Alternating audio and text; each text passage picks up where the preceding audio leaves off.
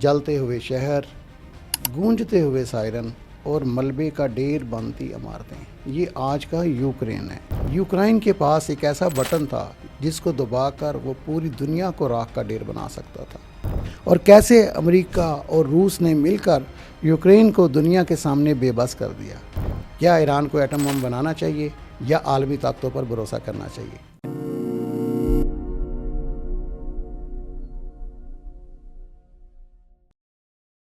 السلام علیکم محترم ناظرین، دی لاسٹ ڈان کے ساتھ لاہور سے غیور ترمذی آپ کی خدمت میں حاضر ہوں۔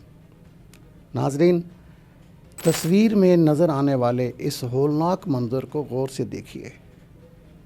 جلتے ہوئے شہر، گونجتے ہوئے سائرن اور ملبے کا ڈھیر بنتی عمارتیں، یہ آج کا یوکرین ہے جس کو یوکرائن کہتے ہیں۔ لیکن کیا آپ جانتے ہیں کہ آج سے ٹھیک 32 سال پہلے یوکرائن دنیا کی ایک ایسی سپر پاور تھا کہ امریکہ اور رشیا تو دور کی بات، دنیا کا کوئی بھی ملک اس کی طرف آنکھ اٹھا کر دیکھنے کی ہمت بھی نہیں کر سکتا تھا۔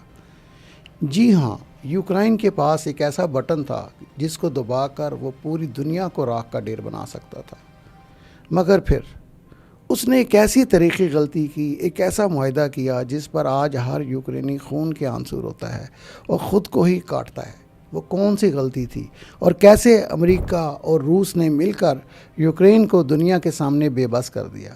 چلے جانتے ہیں آج کی اس سنسنی خیز ویڈیو میں۔ کہانی شروع ہوتی ہے سن 1991 سے۔ سرد جنگ کا خاتمہ ہو رہا تھا اور دنیا کا سب سے بڑا بلاک سوویت یونین تاش کے پتوں کی طرح بکھر رہا تھا۔ سوویت یونین تو ٹوٹ گیا، لیکن وہ اپنے پیچھے یوکرین کی دھرتی پر موت کا ایک ایسا ذخیرہ چھوڑ گیا جس کی دنیا میں مثال نہیں ملتی۔ سوویت یونین تب ان کئی ممالک کا مجموعہ تھا جو آج الگ اور آزاد ممالک کہلواتے ہیں۔ روس اور یوکرین بھی اس کا حصہ تھے اور وسطی ایشیائی ریاستیں بھی اس کا حصہ تھے۔ اور روس کے بعد سوویت یونین نے اپنے سب سے زیادہ نیوکلیئر ہتھیار یوکرین میں ذخیرہ کیے ہوئے تھے۔ اس لیے جیسے ہی سوویت یونین ٹوٹا اور یوکرین آزاد ہوا تو راتوں رات وہ تقریباً 1900 ایٹمی وار ہیڈز، سینکڑوں بین البراعظمی میزائلز جس کو ICBMs بولتے ہیں، اور اسٹریٹجک بمبار طیاروں کا مالک بن گیا، اس زمانے کے جدید ترین بمبار طیاروں کا۔ ناظرین، یہ کوئی معمولی بات نہیں تھی۔ یوکرین یکدم امریکہ اور روس کے بعد دنیا کا تیسرا سب سے بڑا ایٹمی ہتھیار رکھنے والا ملک بن چکا تھا۔ اس کے پاس برطانیہ، فرانس اور چین سے بھی زیادہ ایٹمی طاقت تھی، لیکن یہی طاقت اس کے گلے کا توق بننے والے تھی۔ اس وقت دنیا کی بڑی طاقتیں یعنی امریکہ، برطانیہ اور روس اس صورتحال سے شدید خوفزدہ تھے۔ وہ نہیں چاہتے تھے کہ ایٹمی کلب میں کوئی نیا کھلاڑی شامل ہو اور اتنی طاقت کے ساتھ شامل ہو۔ انہوں نے یوکرین پر دباؤ ڈالنا شروع کیا، یوکرین کو لالچ دیا گیا، دھمکیاں دی گئیں اور آخر ایک جال بنا گیا۔ پھر سن 1994 میں ہنگری کے شہر بوڈاپسٹ میں ایک معاہدہ ہوا جسے تاریخ بوڈاپسٹ میمورنڈم کے نام سے یاد کرتی ہے۔ تب امریکہ، برطانیہ اور روس نے یوکرین کے سامنے کاغذ کا ایک ٹکڑا رکھا اور وعدہ کیا کہ تم اپنے یہ سارے ایٹمی ہتھیار تباہ کر دو یا روس کے حوالے کر دو، بدلے میں ہم تینوں سپر پاورز تمہاری آزادی، تمہاری سیکیورٹی اور تمہاری سرحدوں کی حفاظت کی گارنٹی دیتے ہیں، تم پر کوئی آنکھ بھی نہیں اٹھا سکے گا۔ اور یوکرین اس جھوٹے دلاسے اور کاغذ کے ٹکڑے پر یقین کر بیٹھا۔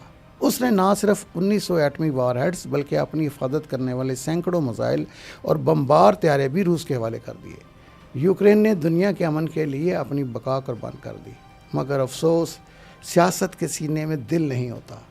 سال گزرتے گئے اور سن 2022 آج سے 4 سال پہلے دنیا نے دیکھا کہ وہ سارے بین الاقوامی معاہدے صرف ٹوٹے ہوئے الفاظ سے۔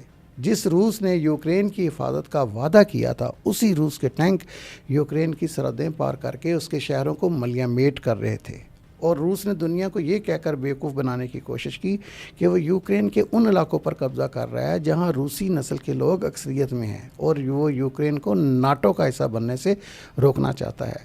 لیکن ناظرین، تصویر کا دوسرا رخ اس بیانیے سے کہیں زیادہ گہرا، تلخ اور خوفناک ہے۔ اب تک روس نے یوکرین کے جن 4 بڑے علاقوں ڈونیٹسک، لوہانسک، زاپوریریا اور خیرسن پر قبضہ جمایا ہے۔ یہ صرف زمین کے 4 ٹکڑے نہیں ہیں بلکہ وہ خربوں ڈالر کے خزانوں کا مرکز ہیں۔ جی ہاں، ماہرین کے مطابق روس نے یوکرین کے جن علاقوں پر قبضہ کیا ہے وہاں تیل اور گیس کے وسیع ذخائر کے علاوہ دنیا کی نایاب ترین زمینی دھاتیں جنہیں ریئر ارتھ منرلز کہتے ہیں وہ موجود ہیں۔ ڈونباس اور لوہانسک کا پورا خطہ کوئلے اور لوہے جس کو آئرن اور کہتے ہیں کی دولت سے مالا مال ہے۔ اس کے علاوہ یہاں لیتھیم کے اتنے بڑے ذخائر ہیں جو جدید دنیا کی بیٹریاں اور سمارٹ فون بنانے کے لیے ریڑھ کی ہڈی کی اس کی حیثیت رکھتے ہیں۔ زاپورژیا میں یورینیم اور خیرسون میں نایاب گیسوں کے ذخائر ہیں۔ یعنی سیکورٹی کا نام لے کر اصل میں یوکرین کی خربوں ڈالر کی دولت پر قبضہ کیا گیا اور یوکرین سسکتا رہ گیا۔ نتیجہ یہ نکلا، یوکرین کے اس انجام کو دیکھ کر دنیا کے دوسرے ممالک الرٹ ہو گئے ہیں۔ ان میں سب سے اہم مثال شمالی کوریا اور جنوبی کوریا کی ہے۔ یہ دونوں ممالک 1945 میں جاپان کے تسلط سے نکل کر آزاد ہوئے تھے۔ ان کی صورتحال پاکستان اور انڈیا سے کافی ملتی جلتی ہے، اور کشمیر کی طرح یہ دونوں ممالک بھی پورے کورین جزیرہ نما پیننسولیا پر ملکیت کا دعویٰ کرتے ہیں۔ اسی لیے 1950 میں شمالی کوریا کی کمیونسٹ فوج نے جنوبی کوریا پر چڑھائی کر دی، جہاں ایک خونریز جنگ ہوئی۔ اس جنگ میں شمالی کوریا کو سوویت یونین اور چین جبکہ جنوبی کوریا کو امریکہ سپورٹ کر رہا تھا۔ محترم ناظرین، یہ جنگ کبھی ختم نہیں ہوئی، صرف لڑائی رکی تھی، کیونکہ پاکستان اور انڈیا کی طرح ان دونوں کے درمیان بھی امن معاہدہ آج تک نہیں ہو سکا، یعنی گیم آن ہے۔ اب یہاں ایک اہم نقطہ غور طلب ہے، اور وہ یہ ہے کہ شمالی کوریا رقبے اور معیشت میں جنوبی کوریا سے بہت پیچھے ہے، لیکن اس نے بھوکے پیٹ رہ کر بھی ایٹمی ہتھیار اور میزائل پروگرام حاصل کیے۔ کیوں؟ شمالی کوریا کے حکمران جانتے ہیں کہ بین الاقوامی طاقتوں کے وعدے کھوکھلے ہوتے ہیں۔ اگر ان کے پاس ایٹم بم نہ ہوتا تو ان کا حشر بھی یوکرین جیسا ہو سکتا تھا۔ اس وقت جنوبی کوریا کے پاس امریکہ کی روایتی طاقت ہے، مضبوط معیشت ہے، تو شمالی کوریا کے پاس اپنی ایٹمی ڈال ہے، بین البراعظمی رینج رکھنے والی میزائل ٹیکنالوجی ہے، اور یہی ڈال ان کے بقا کی ضامن ہے، بالکل ویسے ہی جیسے پاکستان نے انڈیا کے خلاف ایک منیمم ڈیٹرنس قائم کر رکھی ہے۔ اور محترم ناظرین، اب آتے ہیں اس کہانی کے سب سے بڑے موڑ کی طرف۔ یوکرین کی تباہی اور شمالی کوریا کی مضبوطی کو دیکھ کر آج ایران کیا سبق سیکھ رہا ہے؟ یہی وہ اصل جیو پولیٹیکل گیم ہے جو اس وقت مڈل ایسٹ میں چل رہی ہے، جسے امریکہ اور اسرائیل بدل دینا چاہتے ہیں۔ ایران اس وقت اپنے یورینیم کو 60% تک انرچ کر چکا ہے، یعنی وہ اسے چند ہفتوں میں 90% تک لے جا کر ایٹم بم بنانے کے بالکل دہانے پر کھڑا تھا۔ اسی لیے امریکہ اور اسرائیل سمیت کچھ خلیجی ممالک خون ریز حملے کر کے ایران پر یہ دباؤ ڈال رہے تھے کہ وہ کوئی معاہدہ کرے اور اپنا یہ حساس مٹیریل روس یا کسی دوسرے ملک کے حوالے کر دے۔ اس کے ساتھ ہی وہ ایران کی میزائل ٹیکنالوجی پر بھی روک تھام لگانا چاہتے ہیں، کیونکہ ایران اپنی میزائل صلاحیت کو کہیں اتنا نہ بڑھا لے کہ جب وہ نیوکلیر ٹیکنالوجی حاصل کرے تو اس کی میزائل ٹیکنالوجی سے اسرائیل اور کچھ خلیجی ممالک خوف زدہ ہو جائیں۔